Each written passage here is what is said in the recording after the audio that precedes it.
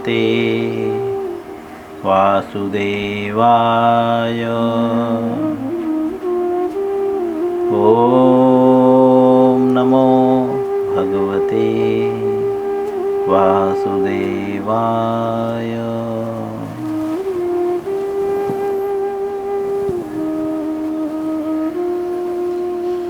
श्री मद्भगवद गीता यथारूप अध्याय 9 श्लोक संख्या 19। 9वें अध्याय का 19वां श्लोक। अध्याय का नाम है परम गुह्य ज्ञान। सभी लोग मेरे पीछे श्लोकों को उच्चारण करने का प्रयत्न करेंगे। तपाम्यहमहं वर्षं निगृह्णं मृत्युत्सृजाम्यह च अमृतं चैव मृत्युश्च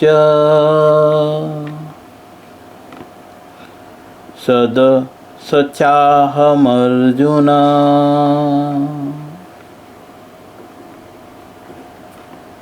पुनः तपाम्यहमहं वर्षं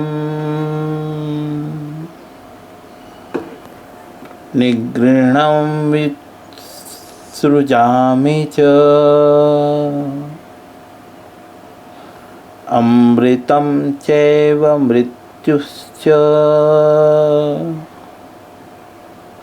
सदसचाहमर्जुन। पुनः तपाम्यहमहं वर्षं निगृह्णाम्युत्सृजामि च अमृतं चैव मृत्युश्च सदसचाहमर्जुन।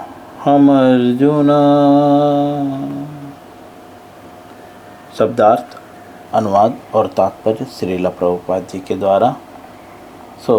शब्दार्थ।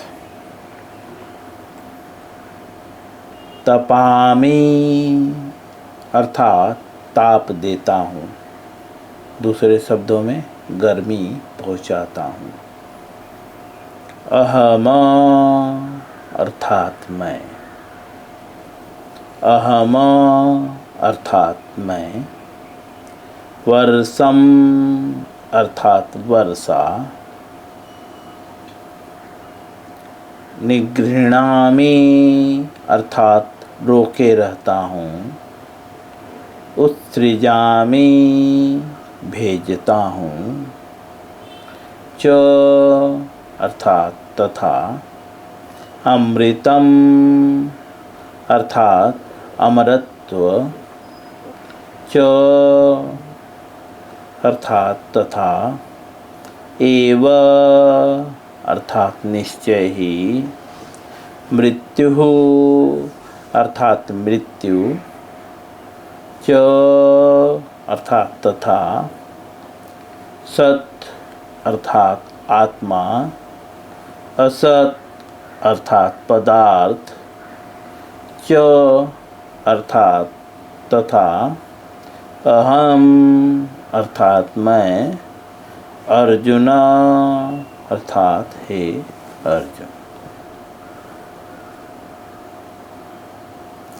अनुवाद श्रील प्रभुपाद जी के द्वारा। हे अर्जुन, मैं ही ताप प्रदान करता हूँ। ताप का तात्पर्य क्या है? शब्दार्थ में गर्मी। भगवान ही गर्मी प्रदान करते हैं। और वर्षा को रोकता तथा लाता हूँ।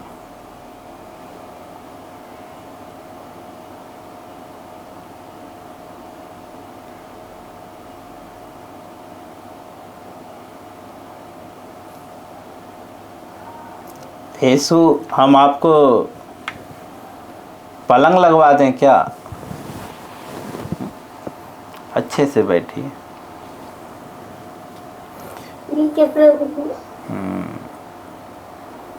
सो भगवान कहते हैं कि हे अर्जुन, मैं ही ताप प्रदान करता हूँ।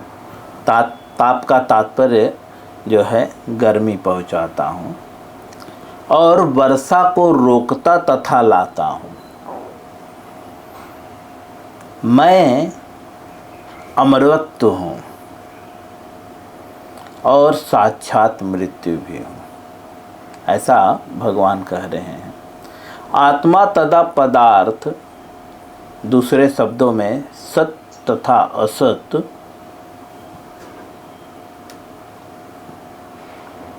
दोनों मुझ ही में है। जैसा कि हम कुछ दिनों से पढ़ रहे हैं, भगवान भक्त की मनः स्थिति बता रहे हैं कि भक्त के मन की स्थिति क्या होती है, भक्त की सोच क्या होती है, और कैसे वह मुक्त रहता है समस्त चीज़ों से, कैसे वो महात्मा बन जाता है। महात्मा का तात्पर्य जो मुक्त आत्मा, अर्थात जो जन्म मृत्यु जरा व्याधि तीनों प्रकार से मुक्त होता है, हर तरह से, जो मन के जो है भावनाओं से विचलित नहीं होता। आत्मनेव आत्मन तुष्ट, आत्मा में संतुष्ट रहता है, जो त्रय तापों के होने पर भी विचलित नहीं होता। वो क्यों त्रय तापों के होने पर भी विचलित नहीं होता, यहाँ पे भगवान वह सारी बातें बता रहे हैं। क्यों वो त्रय तापों के होने पर भी विचलित नहीं होता? क्योंकि भगवान यहाँ पे बता रहे हैं कि मैं ताप प्रदान करता हूँ, अर्थात गर्मी भी, जो गर्मी पहुँचाते हैं वो कौन? भगवान ही गर्मी लाते हैं। तो अगर हम, जैसे कोई व्यक्ति बोलता है कि मेरे पास सब चीज़ का कंट्रोल है, तो इनडायरेक्टली भगवान यहाँ पे बोल रहे हैं कि सबका कंट्रोल मेरे पास है। तो हमें जो कष्ट हो रहा है या हम जिन कष्टों को भोग रहे हैं, अगर हम कृष्ण भावनामृत बन जाते हैं तो भगवान उस कष्टों को बदल भी सकते हैं। क्योंकि यहाँ पे भगवान बता रहे हैं मैं ताप प्रदान करता हूँ। अभी वर्तमान समय में इतनी गर्मी है, तो ये जो गर्मी कौन प्रदान कर रहा है? भगवान प्रदान कर रहे हैं। क्योंकि भगवान, हम पढ़ चुके हैं भगवत गीता में पूर्व कि भगवान की इच्छा के बिना देवता आपको कुछ दे भी नहीं सकते और न आप देवता से कुछ ले सकते हो।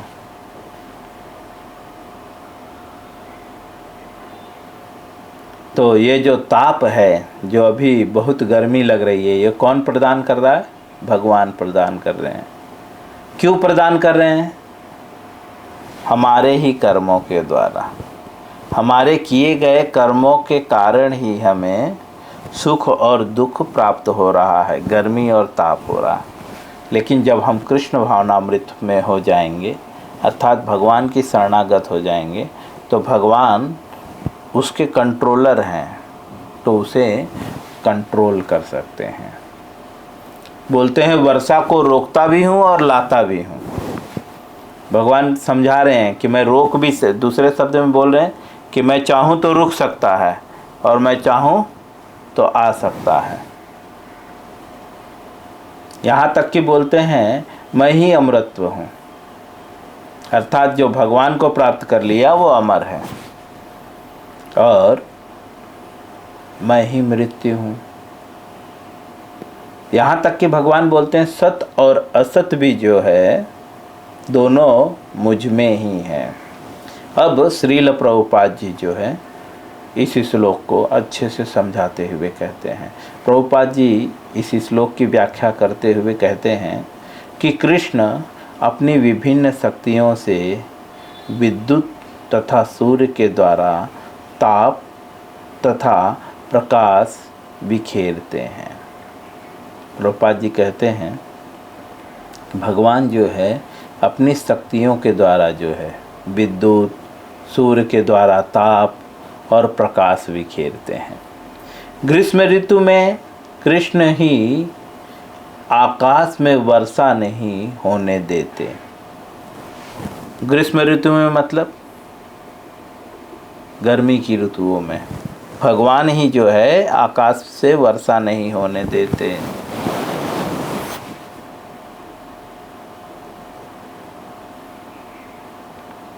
और वर्षा ऋतु में वे ही अनवरत वर्षा की झड़ी लगाते हैं। और वर्षा ऋतु में जो है अनवरत मतलब कंटिन्यू जो है वर्षा की झड़ी लगाते हैं। जो शक्ति हमें जीवन प्रदान करती है वह कृष्ण है। प्रभुपाद जी लिखते हैं जो हमें जीवन प्रदान करती है। हमें जीवन कौन प्रदान करता है? यही दो ही चीज़ें ना। अगर बारिश ना हो तो जीव मर जाएगा, है ना। सूर्य अगर प्रकाश ना हो सूर्य के द्वारा तभी भी व्यक्ति जीवित नहीं रह सकता। इसीलिए बोल रहे हैं जो ये जीवन हमें जो शक्ति मिलती है, जो जीवन प्रदान करते हैं वो कौन है? कृष्ण ही है। और अंत में मृत्यु रूप में हमें कृष्ण मिलते हैं।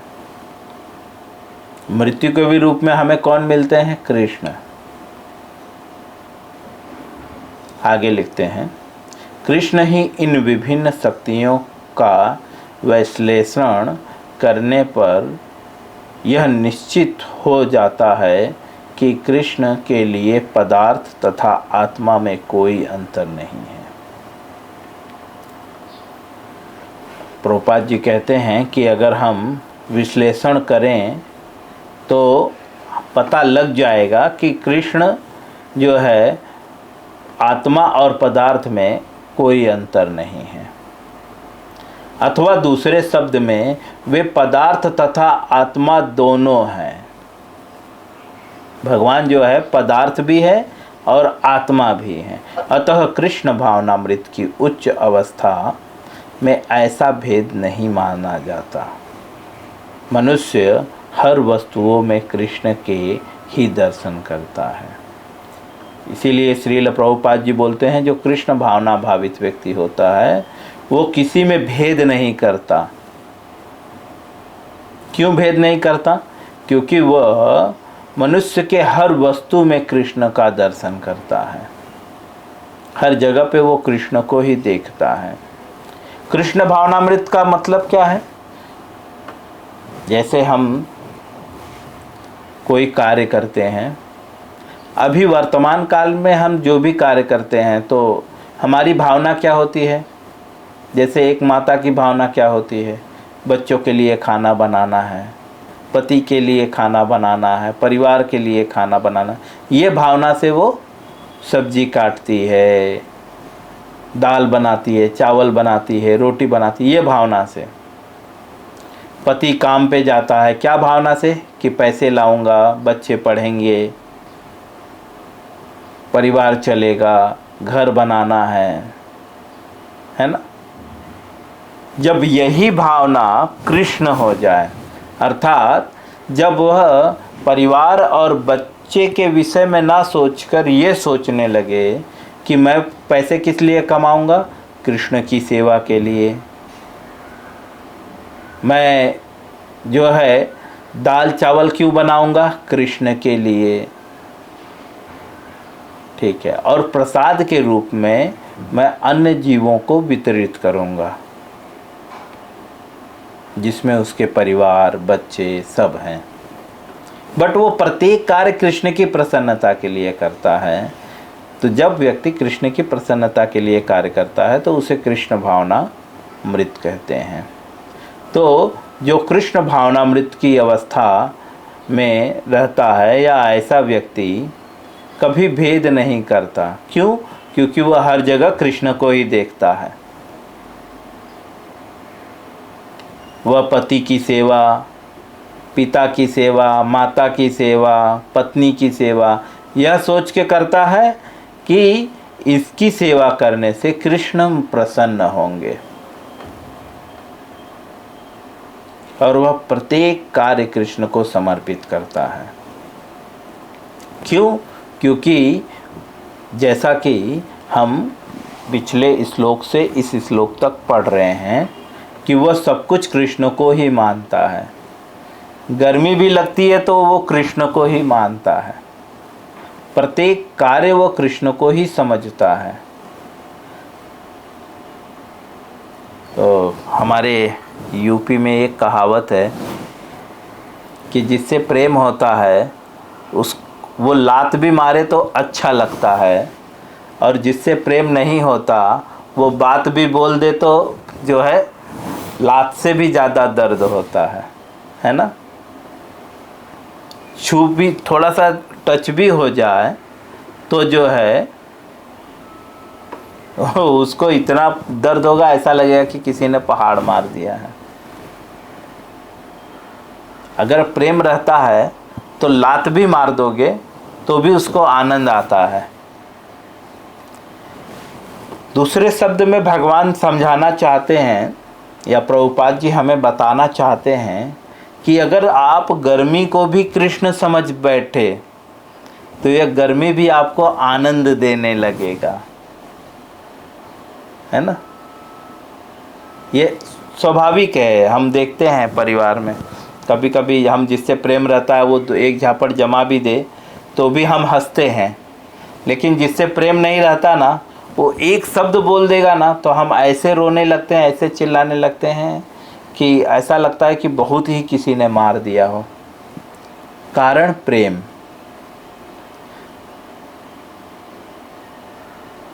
तो जब आप प्रत्येक चीज़ों को कृष्ण समझोगे और यह समझ के प्रेम करोगे, क्योंकि कृष्ण से जब आप प्रेम करते हो और प्रत्येक जगह पे कृष्ण है, अर्थात प्रत्येक चीज़ से आप प्रेम कर रहे हो, चाहे वो गर्मी हो, सर्दी हो, तो आप हर चीज़ से, हर ऋतु से जब प्रेम करने लगोगे तो गर्मी भी आपको आनंददायक लगने लगेगा। यह एक उच्च अवस्था है, जिस अवस्था तक पहुंचने के लिए, सभी लोग म्यूट करके रखें, जिस अवस्था तक पहुंचने के लिए व्यक्ति को अभ्यास करना होगा। हम अभी बोलेंगे कि हम तो मान रहे हैं कृष्ण, लेकिन हम सिर्फ मान रहे हैं, पूर्ण रूप से एक्सेप्ट नहीं किए हैं, क्योंकि हम अभी इतने प्योर नहीं हैं, शुद्ध नहीं हैं। इसीलिए हम बोलेंगे ठीक है ये गर्मी कृष्ण है, सिर्फ बोलते हैं, हम उसे पूरी तरह एक्सेप्ट नहीं करते। यह प्रभुपाद जी हमें यहाँ पे समझाना चाहते हैं। इसीलिए जो कृष्ण भावना भावित व्यक्ति होता है वो किसी में भी भेद नहीं करता, और इसी कारण से भगवत गीता में जो आध्यात्मिक चेतना में लीन व्यक्ति है, जो साधु है, उसके लक्षण बताते हैं कि वो त्रय तापों के होने पर भी विचलित नहीं होता, क्योंकि वो त्रय तापों को भी कृष्ण की कृपा ही मानता है और कृष्ण ही मानता है। आगे श्रील प्रभुपाद जी लिखते हैं, चूँकि कृष्ण पदार्थ तथा आत्मा दोनों हैं। वो क्यों भेद नहीं करता? क्योंकि कृष्ण जो है पदार्थ तथा आत्मा दोनों है, मतलब सत और असत दोनों हैं। दूसरे शब्दों में शब्दार्थ में जैसा बताएगा, सत का मतलब आत्मा, असत का मतलब पदार्थ। पदार्थ मतलब मटेरियल, आत्मा मतलब स्पिरिचुअल। भगवान ही भौतिक और आध्यात्मिक दोनों हैं, इसीलिए वो दोनों में कभी भेद नहीं करता। अतः समस्त भौतिक प्राकट्यों से युक्त यह विराट विश्व रूप भी कृष्ण है। प्रभुपाद जी लिखते हैं कि जो कृष्ण भावना भावित व्यक्ति होता है वह भेद नहीं करता। क्यों? क्योंकि ये जो भौतिक प्राकट्य है, ये भौतिक जगत जो प्रकट हुआ है, ये जो विराट जगत है, ये कृष्ण से ही प्रकट हुआ है, इसीलिए वो इसे भी कृष्ण मानता है। अतः वृंदावन में 2 भुजाओं वाले वंशी वादन करते श्याम सुंदर रूप में उनकी लीलाएं उनके भगवान रूप की होती है।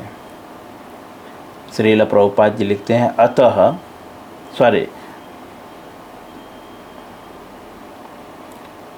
एव वृंदावन में जो भगवान लीला कर रहे हैं 2 भुजाओं में से, वो जो है श्याम सुंदर जो है भगवान रूप ही होते हैं। क्यों? क्योंकि वह हर जगह कृष्ण को ही देखता है। दूसरे शब्दों में उसके लिए हर जगह ही वृंदावन हो जाता है। जो कृष्ण से प्रेम करता है उसके लिए जो है हर जगह ही वृंदावन हो जाता है। इस प्रकार से